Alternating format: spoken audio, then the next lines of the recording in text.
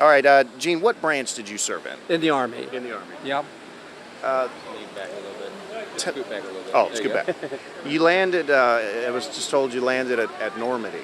On Utah Beach. What an incredible experience. Yeah. Can you kind of just tell me a little bit about that? Well, we landed on Utah Beach, and it was D-Day plus 12. That'd be about the 18th when we landed there. And we were in a armored artillery outfit, so we never really, I never seen a lot of battle. I drove a Jeep through World War II, and just was an experience. I rode all the way through Europe, and we ended up in Berchtesgaden, Germany, clear down on the Austrian border. That was the end of the war for us. And we were in 5 battles, but mostly protection with ammunition dumps, depots, gasoline depots, and things like that.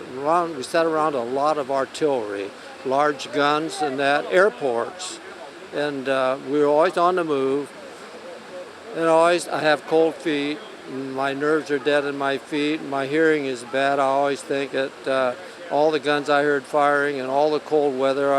In 1945, it was a lot of times below zero. We were at the Battle of the Bulge, and a lot of times it was very, very cold. We didn't have any heat. You couldn't build a fire because the Germans would be able to see it, and so we just had to get by with what we had on, which was heavy coats and boots. And if you ever had an Army coat on, an Army overcoat, they weigh about 50 pounds, and they kept us warm. But I drove a Jeep for a lieutenant. His name was Donald Tracy, and he was a little guy like me, treated me like a son, and he was always on the go.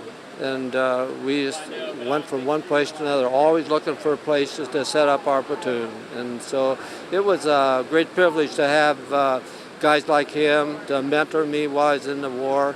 And I always kind of thank God that he put me where he did, because I think if I would have went on Utah Beach the first day, I probably would have been killed, because I was just a dumb kid, 18 years old.